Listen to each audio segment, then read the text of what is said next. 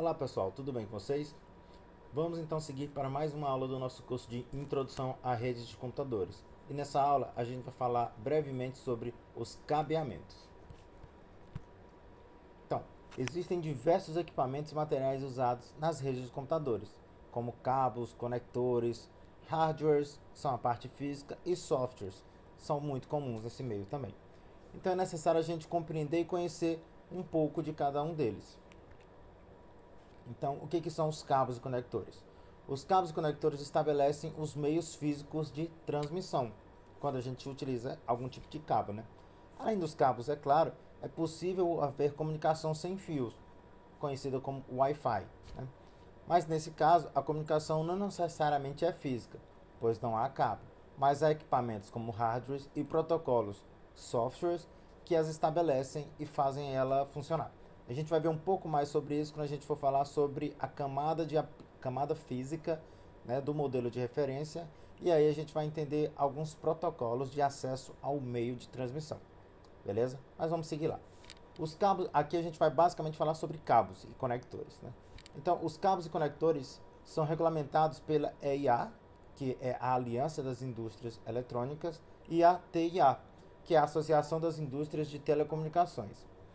Em conjunto, ambas definem esses padrões de tecnologia da telecomunicações usualmente utilizados nos Estados Unidos, onde as duas são estabelecidas, e no mundo, já que normalmente essas tecnologias são mais desenvolvidas por lá. Mas existem alianças e associações pelo mundo inteiro. Assim como aqui, por exemplo, a gente tem a NBR. Então vamos falar sobre os cabos coaxiais, que são cabos ainda que se utilizam em redes de computadores, mas hoje nem tanto. Eles foram largamente utilizados nas décadas de 80 e 90. Né? Esses cabos atingiam velocidades de até 10 megabits por segundo. Ainda é utilizado nas telecomunicações, tá? Ele não deixou de ser utilizado, ainda é utilizado, mas é utilizado mais para áreas de TV e de grandes links. O conector usualmente utilizado nessa tecnologia de cabos coaxiais é o conector BNC, beleza? Então, como é que é esse cabo aqui, ó? Esse é o conectorzinho, tá vendo? Vou dar uma aumentada aqui para que vocês possam ver.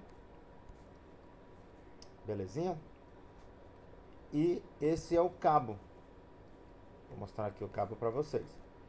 Então, esse é o cabinho coaxial, né? Então, ele é revertido aqui por uma malha plástica, beleza? Depois, aqui ó, o B é uma tela de cobre que reveste o cabo inteiro. Depois ele tem de novo um isolamento aqui ó, dielétrico interno, que também é em PVC, tá? E por fim, aqui dentro tem mais um cabo de cobre. Então ela é desse jeito. Dava um trabalho danado fazer esses cabos. Por acaso eu já tive que fazer alguns. Outro cabo que é largamente utilizado nos dias de hoje são os cabos e conectores par trançado.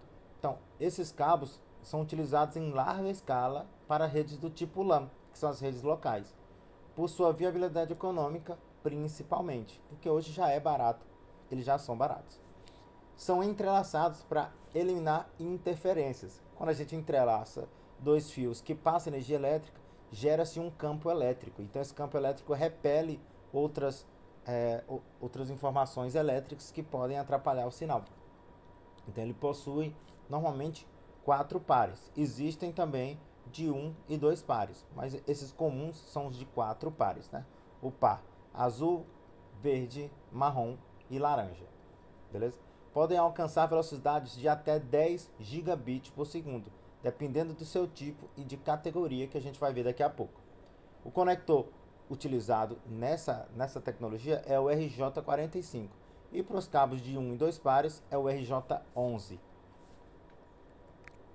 Beleza? Então, ó, ainda falando de par trançado, a gente tem 3 tipos de cabos par trançado, que é o UTP, o STP e o FTP. Então, o que é cada um deles? Como eles funcionam? Que características existem nesses cabos? Então, os cabos UTP significa Unshielded Twisted Pair. Então, esses cabos não têm blindagem, por isso que ele é unshielded. Utilizados principalmente para ambientes domésticos. Né? Eles podem atingir até 100 megabits por segundo na categoria 5, né? e 100 metros de comprimento para estabelecer comunicação. Então, acima disso, pode existir perda. Não quer dizer que ele não funcione, mas funciona. Mas funciona com problemas. Tá? Ele é revestido apenas por uma camada de PVC, beleza? É um plásticozinho. E é sensível a redes eletromagnéticas, né? Energia e umidade. Beleza? Então não é interessante que ele seja passado em lugar úmido e também não é interessante que ele seja passado junto com outros cabos elétricos, porque ele não tem ele não tem nenhuma blindagem. A única coisa que ele tem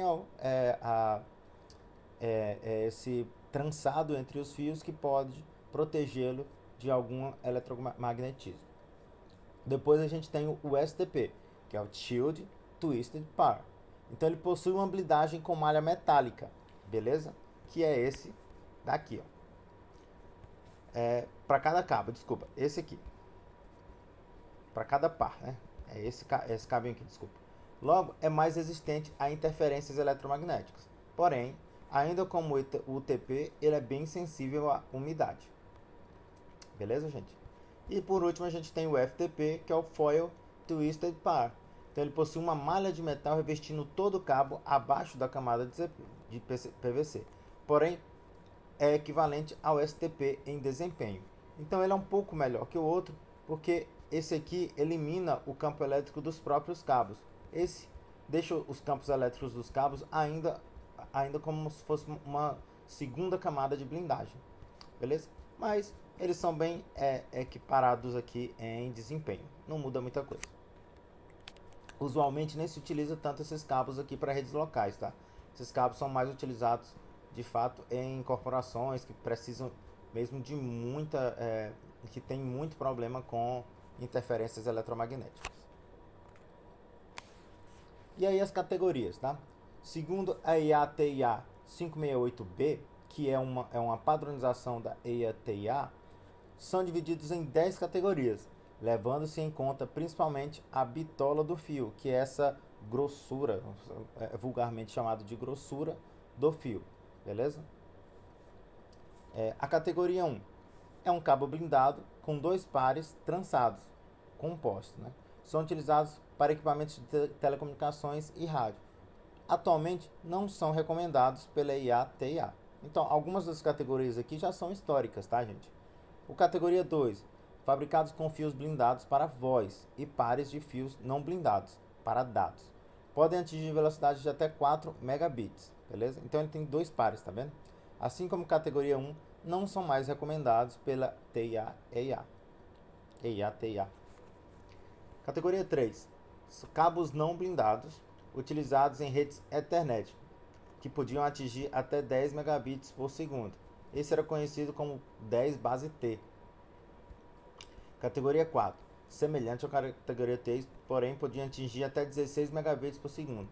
Porém, posteriormente foi substituído pela categoria 5 e 5E, que são os próximos que a gente vai falar, que são agora os mais usualmente utilizados ainda no mercado. Então até deixei em negrita aqui para que vocês vejam, tá? Categoria 5, são desenvolvidos para redes Fast Ethernet. Então a gente tinha a tecnologia Ethernet e aí hoje a gente já tem a tecnologia chamada de Fast Ethernet, que podiam atingir até 100 megabits por segundo, que é o 100 base T, beleza? E a categoria 5E é uma evolução do próprio categoria 5, tá? Que podem atingir até 1 gigabit por segundo, tá? É a Gigabit Ethernet. Então essas aqui são as mais comuns hoje ainda no mercado, beleza? Categoria 6, porque são mais baratos, tá? Do que a categoria 6. E o desempenho não é tão inferior. Categoria 6, pode atingir até 10 gigabits por segundo em 50 metros. Então ele tem uma redução aqui de distância, beleza? Então possui uma bitola maior que o categoria 5E, beleza? Então ele tem um fio um pouco mais grosso do que o categoria 5E e ele basicamente reduz a distância e aumenta a quantidade de dados que pode ser enviado por ele, tá? E maior trançado por polegada. Então ele é mais enroladinho, tá? Reduzindo aqui, gente, tem alguns erros de português aqui. Reduzindo a interferência. Além de ser blindado, então eles naturalmente são blindados, porque ele tem mais energia passando por eles. Categoria 6E foi projetado para duplicar a capacidade do categoria 6, sendo assim pode alcançar 10 gigabits por segundo sem a redução da bandagem de 100 metros. Beleza? Então é o 6, só que para 100 metros. Categoria 7, 7E podem atingir velocidades respectivamente de 40 e 100 gigabits por segundo, mas ainda é uma tecnologia que está em teste. Beleza, gente?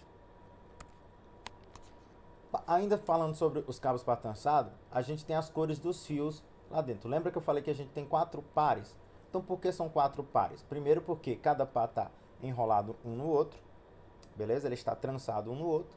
E cada par normalmente representa uma cor. Então, a gente tem as cores verde, laranja, azul e marrom. Tá? Os cabos mais utilizados em rede são as categorias 5, 5E, 6 e 6E. Todos utilizam os mesmos padrões de cores. Tá? Então, essa norma EIA-TIA 568B1-2001 possui duas sequências determinadas para você configurar, né, criar esses cabos, que é aí a gente vai EIA 568B1-2001, T568A e T568B. Beleza? Então não confundam EIA-TIA 568B com T568A e B. Então, esses aqui são dois padrões dessa norma aqui, tá, gente? Beleza? Então, esse aqui, ó, T568A seria o EIA/TIA 568B1-2001, T568A. Beleza, gente? Só uma característica, erroneamente, muitas pessoas chamam EIA/TIA T568A e B. E não é isso, tá? A norma é isso aqui tudo. Então, vamos lá. A gente tem o T568A e T568B. Quando você vai confeccionar esses cabos, você tem que organizá-los nessas sequências, beleza? E aí, a gente vai falar aqui mais à frente porque devem ser organizados assim e quais características eu posso ter utilizando uma ou outra. Tanto faz qual eu vou utilizar, na verdade, mas para alguns tipos de cabo, você acaba utilizando de um lado essa organização, do outro lado essa, ou dos dois lados uma A ou B iguais, né? Inevitavelmente, se você for mexer, né, com cabos par trançados e for confeccioná-los, você vai decorar isso aqui, tá? Então, o T568A é o branco-verde, é um cabo do par verde, tá? Branco-verde, depois verde, branco-laranja, azul, branco-azul, laranja, branco-marrom, marrom.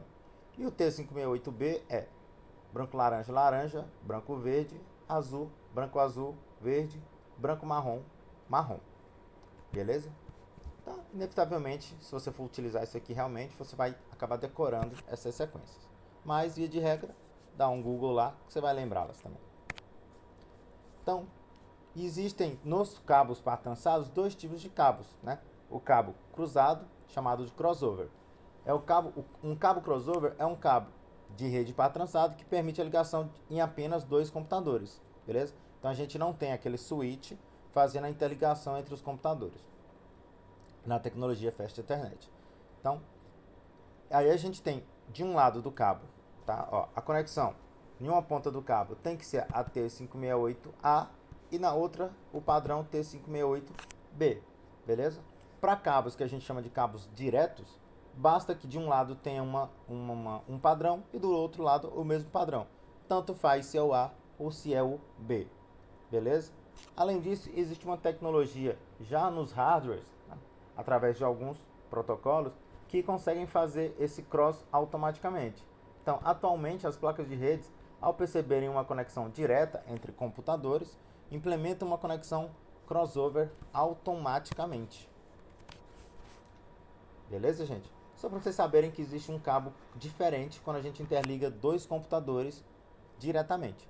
Quando a gente utiliza um concentrador, que é aquele switch que a gente chama, a gente pode utilizar um cabo direto, que de um lado é um padrão e de outro lado é o mesmo padrão. Beleza? Quais são os conectores utilizados nessa tecnologia? A gente tem os conectores RJ45 e suas variações, né? Macho e fêmea. Então, esse é o conector RJ45. Vou dar uma aumentada aqui para que vocês vejam. Vou tirar esse aqui da frente.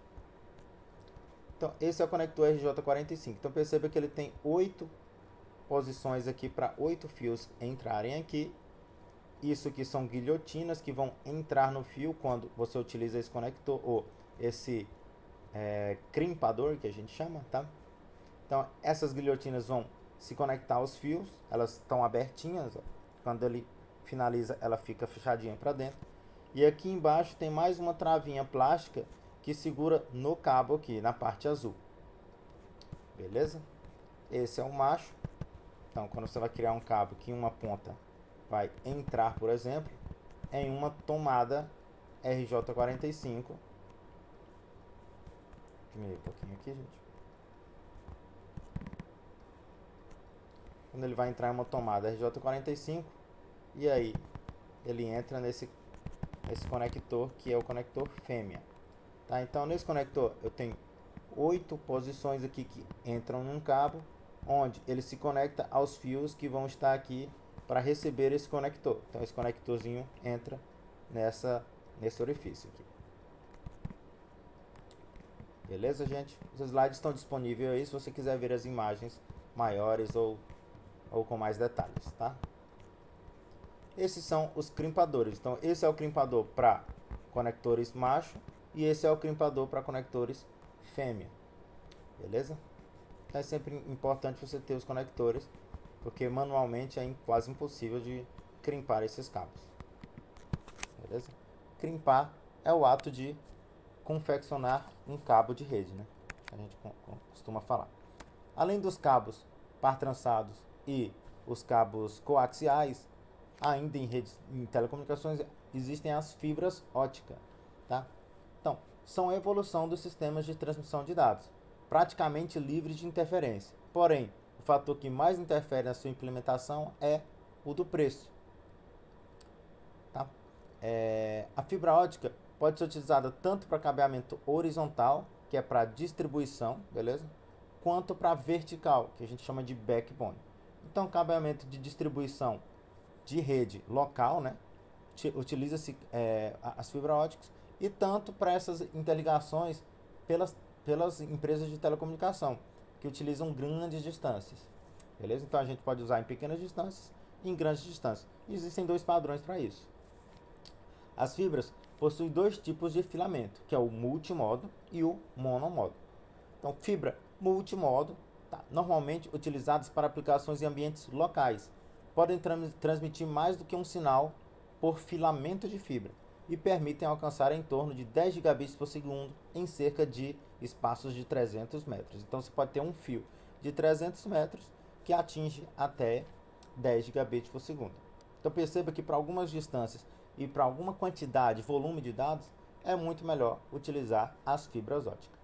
E a gente tem as monomodo, utilizado principalmente para criar enlaces distantes entre sistemas autônomos, beleza? Entre grandes telecom, normalmente para grandes distâncias. Podem atingir até 100 gigabits por segundo e alcançar distâncias de 80 km. Então, eles são muito melhores para aplicações de longa distância, né? Dificilmente você vai utilizar isso aqui em redes locais. Mas como é que funciona esse monomodo e multimodo?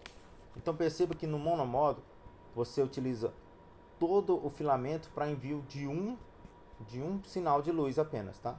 E nos multimodo você tem um tipo de espelhamento nas pontas do filamento, onde ele consegue mandar vários espectros de luz diferentes, cada um para um sinal diferente, beleza? Então, acontece esse tipo de reflexão aqui dentro, que ajuda no envio de mais de um sinais.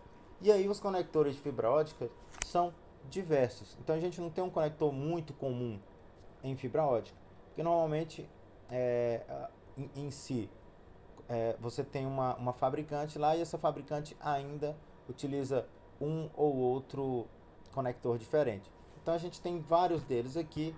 Eu não vou citar todos, tá? Mas alguns comuns aqui, como o MU, que é um dos mais comuns utilizados, e o SC, muito utilizado também aqui nos dias atuais. Então, vocês podem ver, se vocês tiverem internet via fibra ótica aí, vocês vão ver que esses são os conectores mais comuns. Então percebam que esses outros aqui, ó, não são tão comuns, são de duas fibras por conector. Esse utiliza um conector bem parecido com o BNC e os outros aqui não são tão comuns. Então, que vocês já devem ter visto, pode ser o SC e esse MU, que são os mais convencionais no mercado. Qualquer coisa, entrem aqui e pesquisem um pouco mais sobre conectores, mas não se preocupem tanto, porque a fibra ótica não é tão utilizada ainda em redes locais, que é mais ou menos o foco desse curso, para que vocês acabem mexendo, né? Mas é uma tecnologia em ascensão. Então, gente, essa era a aula sobre cabeamentos, uma aula rápida mesmo, só para a gente falar sobre os cabos em geral. Então, no final das contas, a gente vai ter mais algumas práticas sobre isso, com simuladores e umas aulas mais voltadas para a confecção de cabos. Beleza, gente? Um abraço para vocês, fiquem com Deus, até a próxima aula.